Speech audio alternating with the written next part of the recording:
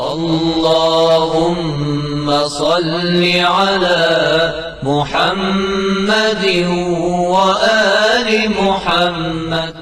औज़ु बिल्लाहि मिनश शैतानिर रजीम। बिस्मिल्लाहिर रहमानिर रहीम। अल्हम्दुलिल्लाहि रब्बिल आलमीन व सल्लल्लाहु अला मुहम्मदिन व आलिहि तय्यबीन ताहिरीन। अल्लाहुम्मा सल्लि अला मुहम्मद व आलि मुहम्मद। नाज़रीन किराम, अस्सलामु अलैकुम व रहमतुल्लाहि व बरकातुहू। अकायद क्रैश कोर्स के इस सेशन नंबर 15 में आप सबको वेलकम कहता हूँ। हमारी गुफ्तगू जस्टिस ऑफ गॉड, अदल इलाही के टॉपिक पर थी।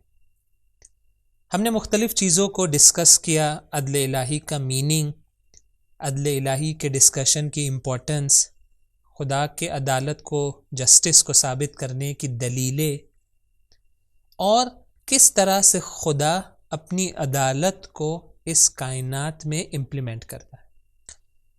तो ये हमारा असली जो डिस्कशन था वो था। उसके बाद हमने देखा कि इस टॉपिक से रिलेटेड बहुत सारे डाउट्स और क्वेश्चंस हैं जिन्हें एक एक करके डिटेल में डिस्कस करना ज़रूरी है। क्यों? क्योंकि हर इंसान के जहन में ये सवाल कभी ना कभी आता है कि अगर खुदा आदिल है तो फ़लाँ चीज़ क्यों, फ़लाँ मुश्किल क्यों, फ़लाँ चीज़ इस तरह से क्यों होती है। तो अलग अलग डाउट्स इसमें मौजूद है कि मैंने आपके सामने एक लिस्ट पेश की थी और मकसद ये था कि एक एक करके इस लिस्ट को डिस्कस किया जाए। आप स्क्रीन पर देख सकते हैं 2 डाउट्स हम डिस्कस कर चुके हैं, कंप्लीट हो चुकी है उसकी गुफ्तगू।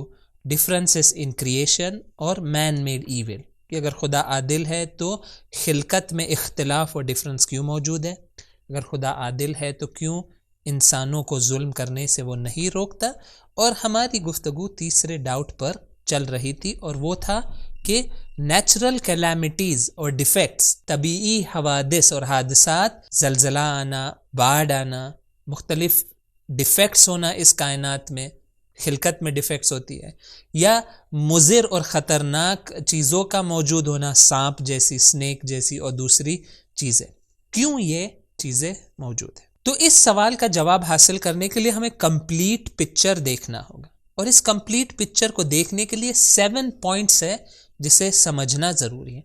पॉइंट नंबर ये था कि जिस पर हमने कल गुफ्तगू की, वो ये है कि ये तमाम चीज़ें जो है जिनके अंदर कोई बुराई, कोई ईविल, कोई नुकसान मौजूद है, इनमें से कोई ऐसी चीज़ नहीं है जो 100% बुरी हो, जिसके अंदर 100% ज़रर और नुकसान और ख़तरा हो ना। इनमें से हर वो चीज़ जिसके आप एग्जाम्पल लेंगे उसके कुछ फ़ायदे भी मौजूद है। जितनी भी वो मुज़िर और डेंजरस और डिस्ट्रक्टिव चीज़ हमें लगे, अगर हम सही से उसको देखें तो उसके फ़ायदे और बेनिफिट्स और उसके अंदर खैर और अच्छाई मौजूद है। तो ये पहला पॉइंट था कि absolute evil does not exist in this world. ऐसी चीज़ जो 100% बुरी हो इस कायनात में वजूद नहीं रखती, इस मादी दुनिया में। हाँ, इस मादी दुनिया में ऐसी चीज़ें हैं जो रिलेटिव ईविल है, यानी बाज़ लोगों के निस्बत वो बुरी चीज़ है, बाज़ लोगों के या बाज़ कामों के निस्बत वो अच्छी चीज़ है। और ये हमने तफसील से देखा कि इसकी वजह ये है कि ये मादी दुनिया लिमिटेड है। 100% अच्छाई यहाँ पर फिट नहीं हो सकती।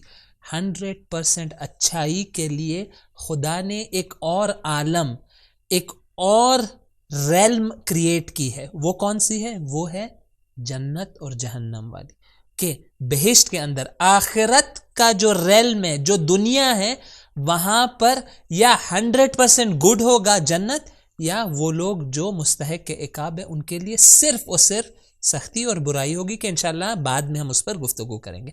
लेकिन इस दुनिया की ये हकीकत है कि इसके अंदर खैर और शर, अच्छाई और बुराई, बेनिफिट और लॉस मिक्स्ड है। क्यों? क्योंकि इस दुनिया के अंदर लिमिटेशंस मौजूद है। खुदा की ज़ात में लिमिटेशन नहीं है, खुदा के पास कुदरत मौजूद है।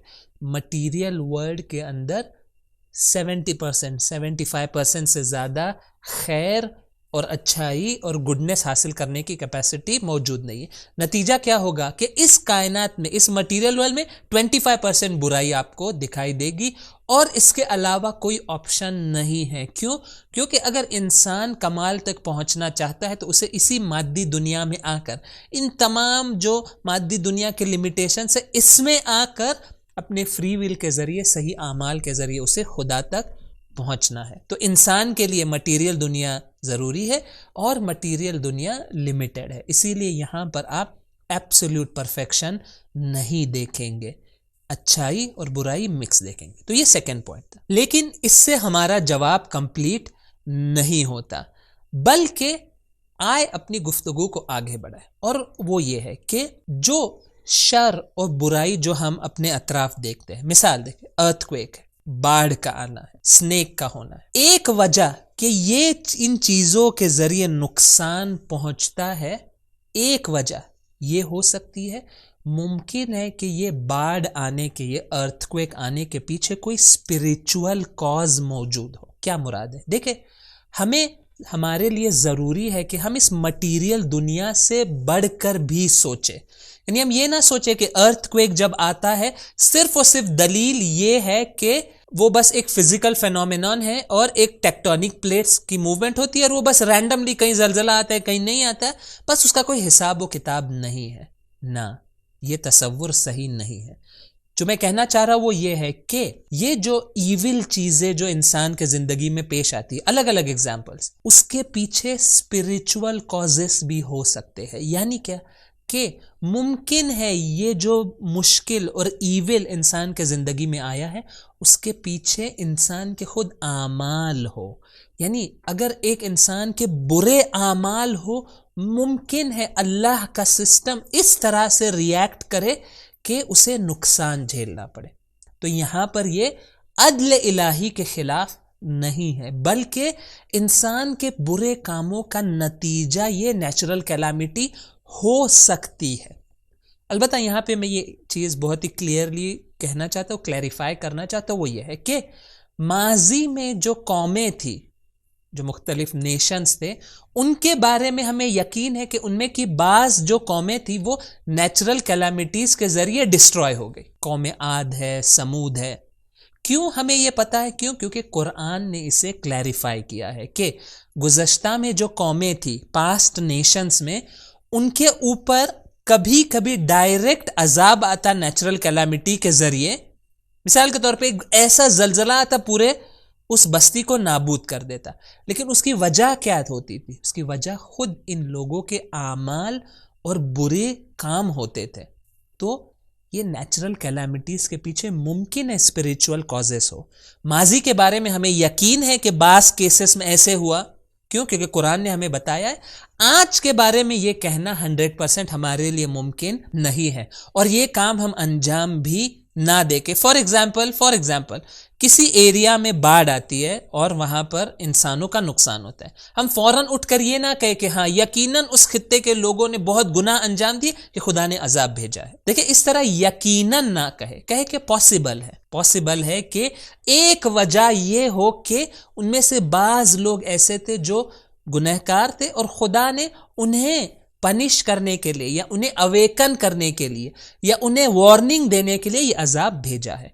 और इस बात का भी ख्याल रखें, और ये भी बहुत ही इंपॉर्टेंट नुक्ता है और मैं उसकी एक मिसाल भी आपके सामने देना चाहता हूं। वो ये है कि अगर एक जगह पे कोई नेचुरल कैलामिटी आती है तो मुमकिन है कि उस नेचुरल कैलामिटी का नुकसान बाज लोगों को ही हो या ज्यादा हो और उसके पीछे कोई स्पिरिचुअल कॉज हो। मैं एक मिसाल आपके सामने पेश करना चाहता हूं। ईरान के अंदर एक बहुत ही मारूफ आलिम दीन है जिनका नाम है उस्ताद आली। शायद आप में से बाज ने उनका नाम सुना होगा। इन्होंने ये वाकया बयान किया अपने एक दोस्त के जरिए। कहते कि उनका एक दोस्त है जो यहाँ ईरान के अंदर गवर्नमेंट में उसका एक काम है कि जो अलग अलग एरियाज में जो नेचुरल कैलामिटीज और मुश्किलात आती है उसको देखे, उसका कंपेंसेशन और वो इसका काम करे। तो वो शख्स इनके लिए, इस आलिम दीन के लिए ये वाकया नकल करता है कि एक ईरान के एक एरिया में एक वक्त ऐसा ईरान के एक एरिया में एक ऐसी कोई मुश्किल पेश आई कि बहुत शदीद सर्दी अचानक से वहां पर हो गई, जिसके नतीजे में फसलों का नुकसान होता है।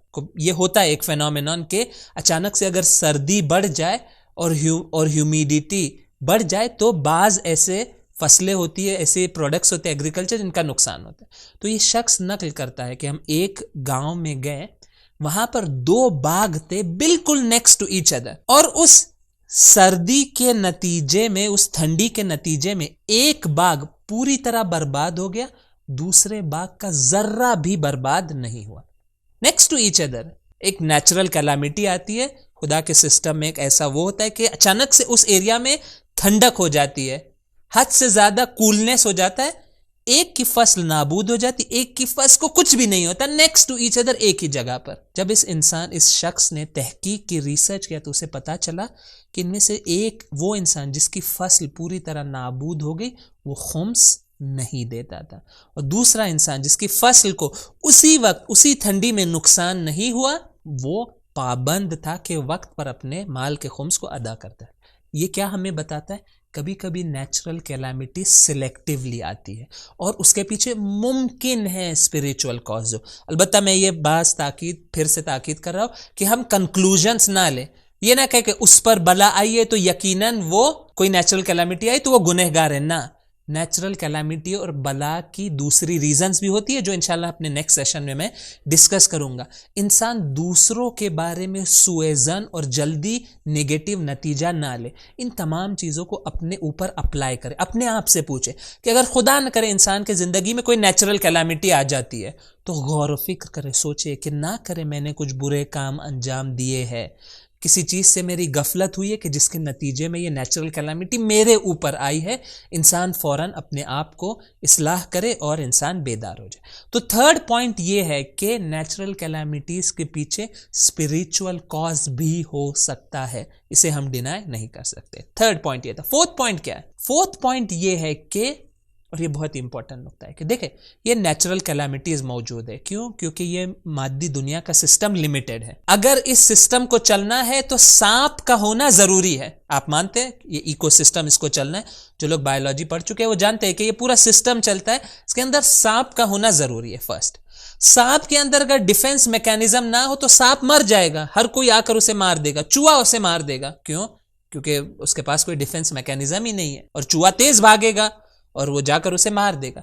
तो सांप का होना जरूरी है, सांप में जहर का होना जरूरी है इस सिस्टम में, और उसके नतीजे में मुमकिन है कुछ ईविल, कुछ बुराई ईजाद हो। एक उसका जवाब ये है कि खुदा ने इंसान को अक्ल दी है, शऊर दिया है, इंटेलेक्ट दिया है, वो अपने आप को इन नेचुरल कैलामिटीज से बचाए। आप तसव्वुर करें कि अगर पूरी दुनिया में लोग जहां तक मुमकिन है सांप के निस्बत एहतियात बरते, या हम ऐसा सिस्टम बनाए इस दुनिया में कि जिसके नतीजे में स्नेक के बाइट से जो कैजुअलिटीज होती है वो कम से कम हो जाए, क्या ये काम हमें अंजाम नहीं देना चाहिए?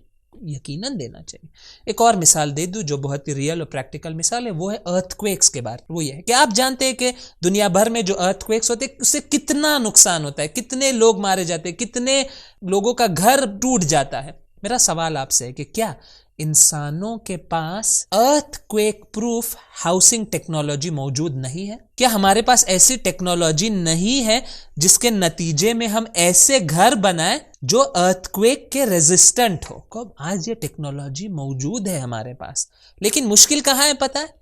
कि कोई बड़ी कंपनी इस काम में इन्वेस्ट करने के लिए तैयार नहीं है। क्यों? क्योंकि प्रॉफिट इसमें ज्यादा नहीं है। आप देखेंगे मिलियंस बल्कि बिलियंस ऑफ डॉलर हर साल इन्वेस्ट होते हैं कंप्यूटर गेमिंग इंडस्ट्री में। आपको शायद ताज्जुब होगा कि ये मल्टी बिलियन डॉलर इंडस्ट्री है कंप्यूटर गेम्स और अलग अलग तरीके के कंप्यूटर गेम्स, और हर साल कितने बिलियन डॉलर नए से इन्वेस्ट होते हैं। क्यों? क्योंकि इसमें प्रॉफिट काफी मौजूद है, मिलियंस ऑफ डॉलर्स प्रॉफिट कमाया जाता है। लेकिन कोई कंपनी हाजिर नहीं है कि अफोर्डेबल, सस्ती अर्थक्वेक हाउसिंग को, अर्थक्वेक प्रूफ हाउसिंग की टेक्नोलॉजी को डेवलप करे, पूरी दुनिया में फैलाए। नतीजा क्या होता है? बेचारे जो गरीब लोग हैं उनके पास क्या ऑप्शन है? या ऐसा मुल्क जहां पर ये टेक्नोलॉजी की तरफ ना गवर्नमेंट की तवज्जो है ना कंपनीज की तवज्जो है, वहां के लोग क्या करें? वो वही ईंटों के जरिए अनसेफ अर्थक्वेक रेजिस्टेंस हाउसेस जो नहीं है वैसे घर बनाएंगे। घर के बगैर इंसान नहीं रह सकता। तो खुद इंसानों की जिम्मेदारी है कि ये जो नेचुरल कैलामिटीज और अर्थक्वेक और बाढ़ ये मौजूद है, अपने इंसानी माशरे को इस तरह से बनाए कि एक इंसान की जान भी अर्थक्वेक की वजह से ना जाए। और ये यकीन जान ले, ये काम मुमकिन है, सिर्फ इरादा मौजूद नहीं है, इन्वेस्टमेंट मौजूद नहीं है। व इल्ला आप ऐसे घर बना सकते हैं और पूरी दुनिया में इस सिस्टम को फैला सकते हैं कि जिसके नतीजे में बदतरीन अर्थक्वेक आए, मुमकिन है घर टूट जाए, लेकिन कोई किसी इंसान की मौत इससे नहीं होगी। ये एक अचीवेबल टारगेट है, लेकिन इरादा नहीं है, इन्वेस्टमेंट नहीं है, कंपनीज को इस चीज़ में कोई इंटरेस्ट नहीं है। क्या इसके लिए हम खुदा को कसूरवार ठहरा सकते हैं? कह सकते हैं कि नौजुबिल्ला खुदा आदिल नहीं है, खुदा ने हजारों लोगों को मार दिया ना? तो एक जवाब का पार्ट ये है कि खुद इंसानों ने अपनी गफलत की वजह से, अपनी हिर्स और ग्रीड की वजह से, जो पैसे वाले लोग हैं, इन्होंने पैसा जखीरा किया, स्टोर किया, बिलियंस ऑफ डॉलर्स है जो वो इंसानियत की खिदमत के लिए यूज कर सकते थे, उन्होंने यूज नहीं किया। वो टेक्नोलॉजी जो लोगों के काम की उसे राइज नहीं किया, नतीजा क्या, हजारों लोग मरते हैं। क्या खुदा इसका जिम्मेदार है? हरगिज नहीं। ये वही इनडायरेक्ट जस्टिस वाला हिस्सा है कि इंसानों की यहाँ जिम्मेदारी है कि वो ऐसा सिस्टम बनाए कि मिनिमम डैमेज हो सके। अगला नुक्ता वो ये है कि बहुत बार ये नेचुरल कैलामिटीज मुमकिन है इंसानों के लिए एक टेस्ट हो, एक आजमाइश का जरिया हो। देखिए, दुनिया वो जगह है जिसे खुदा ने बनाया ही इसलिए कि इंसानों को टेस्ट कर सके।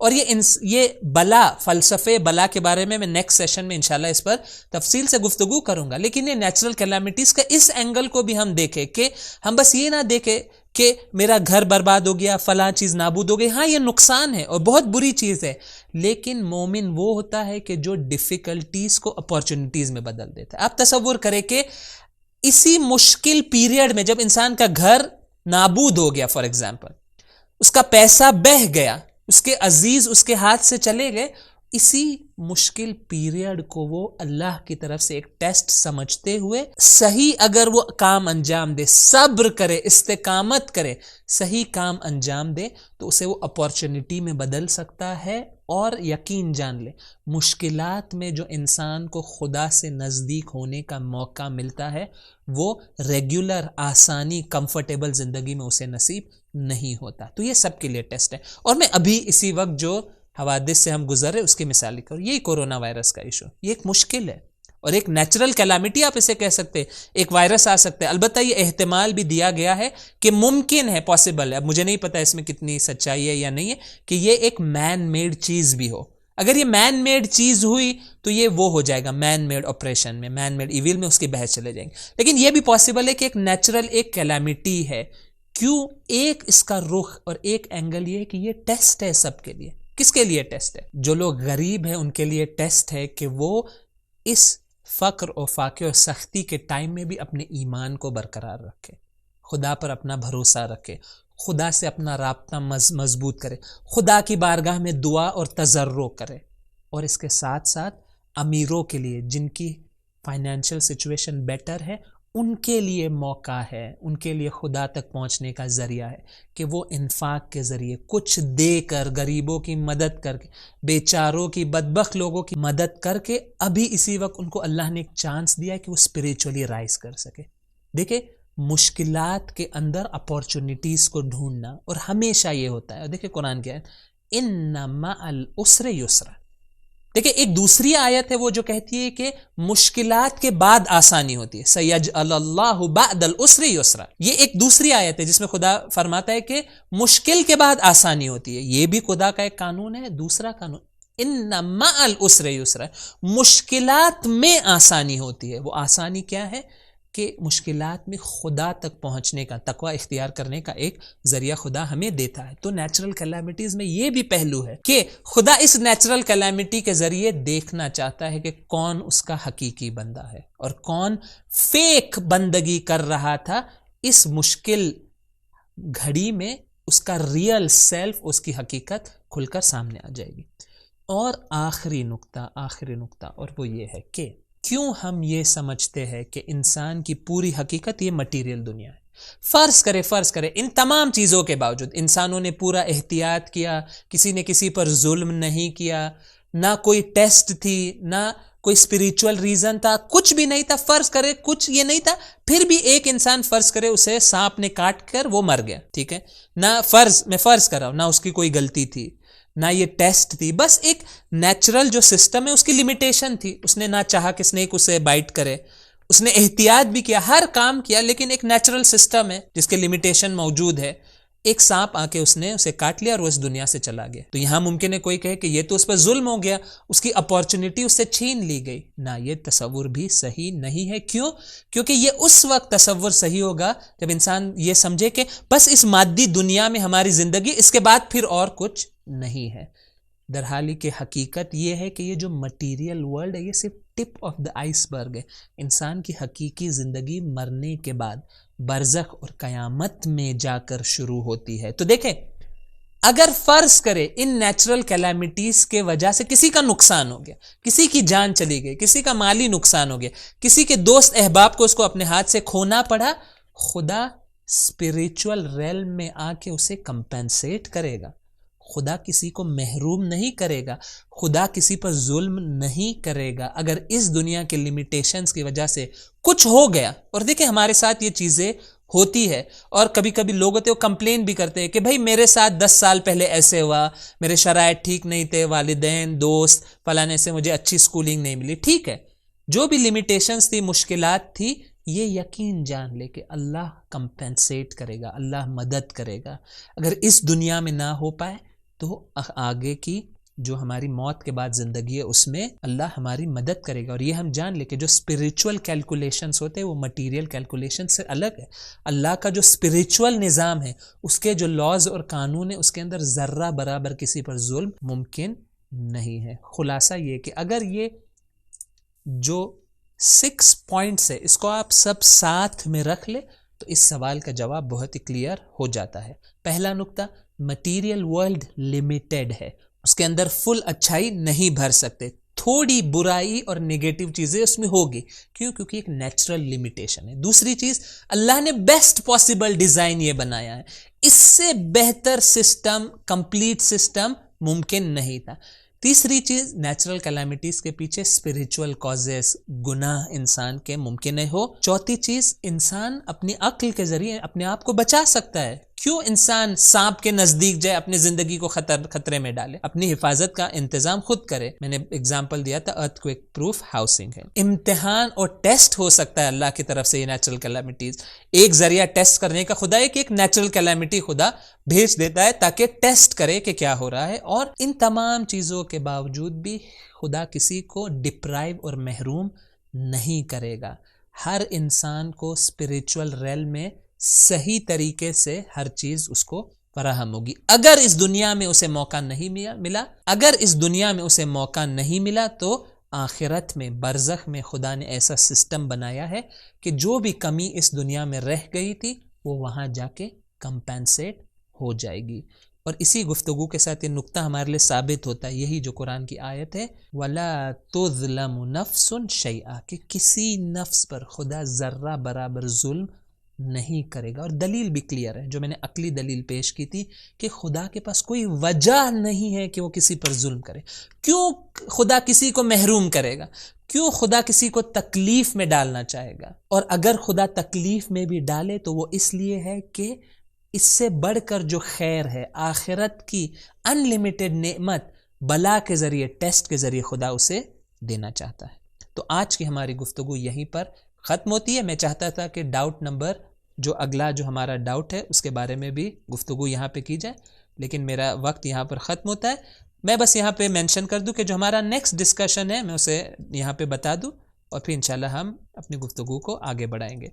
नेक्स्ट हमारा डिस्कशन या क्वेश्चन है डिफरेंसेस इन अपॉर्चुनिटीज़ के बारे में। यानी ये सवाल कि अल्लाह इंसानों को अलग अलग अपॉर्चुनिटीज़ क्यों देता है? किसी को अमीर के घर में पैदा किया, किसी को गरीब के घर में, किसी को आलिम दीन के घर में, किसी को एक आम आदमी के घर में, किसी को किसी मुल्क में, किसी को किसी और मुल्क में। अपॉर्चुनिटीज़ जो इंसान को, अलग अलग इंसानों को मिलती है, वो पूरी तरह डिफरेंट होती है। क्या ये अदल के ख़िलाफ़ है? इसका जवाब क्या है? इंशाल्लाह इस जवाब को हासिल करने के लिए आप ज़रूर हमारे अगले सेशन में आइएगा, उसमें हम तफसील से इस टॉपिक पर गुफ्तगू करेंगे। और उसके बाद इंशाल्लाह जो हमारा अगला सवाल होगा, उस सवाल के बाद वो है कि बला का फ़लसफ़ा क्या है, क्यों खुदा इंसान की ज़िंदगी में मुश्किलात भेजता है, इसके पीछे दलील और वजह क्या है। तो बहुत इंटरेस्टिंग टॉपिक्स हमारे आने वाले हैं। तो आप तमाम नाजरीन से यही गुजारिश है कि प्लीज़ आप इन दुरूस में शिरकत कीजिएगा। अगर गुज़श्ता का कोई दर्स मिस हुआ है तो ये मेरी एक और गुजारिश है कि डेफिनेटली उसे सुन लीजिएगा। अलबत्ता आप तमाम नाजरीन का तहे दिल से शुक्रगुजार भी हूँ कि आप इस दर्स में आते रहे हैं, और इंशाअल्लाह खुदा आपकी तौफीकात में, हम सब की तौफीकात में इजाफ़ा करे। अस्सलामु अलैकुम वरहमतुल्लाहि वबरकातुहू। सबील मीडिया, कुरान और अहले बैत का रास्ता, कामयाबी का रास्ता।